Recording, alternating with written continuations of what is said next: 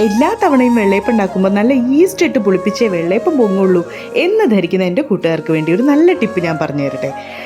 East ഇല്ലാതെ തന്നെ നല്ല അടിപൊളിയായിട്ട് ഫ്ലഫി ആയിട്ട് നല്ല പുളിയൊക്കെയുള്ള നല്ല വെള്ളയപ്പം നമുക്ക് ഉണ്ടാക്കാൻ പറ്റും. തലേ ദിവസം ഉണ്ടാക്കിയ നല്ല പൊന്നിയരി ചോറിൻ്റെ വെള്ളച്ചോറുണ്ടെങ്കിൽ അത് കൂട്ടി അരച്ച് കൂടെ തന്നെ ഒരു ഉപ്പും നമുക്ക് ആവശ്യത്തിന് ഉപ്പും അതുപോലെ തന്നെ പഞ്ചസാര മിനിമം 1 ടേബിൾ സ്പൂൺ പഞ്ചസാരയെങ്കിലും ഇടണം.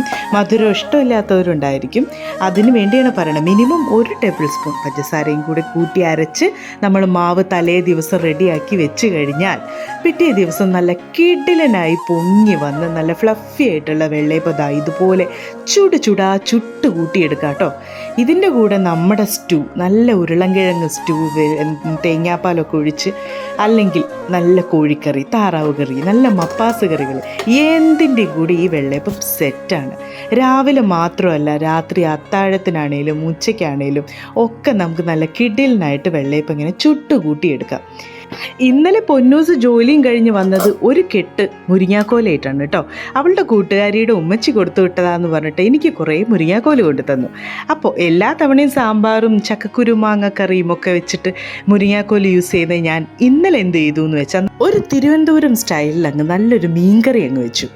അപ്പോൾ അതിലേക്കിടാൻ ഞാനും മുരിങ്ങാക്കോലും എടുത്തു, അതുപോലെ മാങ്ങയെടുത്ത് തേങ്ങാപ്പാലൊക്കെ ഒഴിച്ച് നല്ല കേരയുടെ കറി തന്നെ അങ്ങ് വെച്ചു.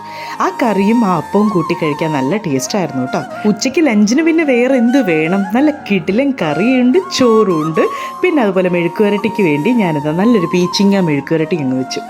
ഇപ്പം ഞാൻ മീൻ വറുക്കുന്നത് ഈ കിണ്ണത്തിലാണ് കേട്ടോ. അമ്മ തന്നൊരു പഴയ കിണ്ണമാണ് ഇത്. അമ്മ ഉപയോഗിച്ച് കാണില്ല ഈ രീതിയിൽ. ഞാനൊന്ന് ട്രൈ ചെയ്തപ്പോൾ എനിക്ക് ഒത്തിരി ഇഷ്ടപ്പെട്ടു. അടിയിൽ പിടിക്കുന്നൊന്നുമില്ല. അതിൽ നിന്ന് നല്ല 2-3 കഷ്ണം അങ്ങ് വെച്ചു.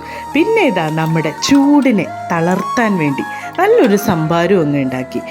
ചെറിയ ഉള്ളിയും ഇഞ്ചിയും പച്ചമുളകും കറിവേപ്പിലയും മല്ലിയിലയും എല്ലാം കൂടെ ഇടിച്ചിട്ട് പൊടിച്ചെടുത്ത് കിടിലൻ മോര് അതും കൂടെ കൂട്ടി നല്ലൊരു ഉച്ചയൂണും അങ്ങ് കഴിച്ചു. അപ്പോൾ വീഡിയോ ഇഷ്ടപ്പെട്ടാൽ ലൈക്ക് ചെയ്യാൻ മറക്കല്ലേ കേട്ടോ. സബ്സ്ക്രൈബും ചെയ്യണം.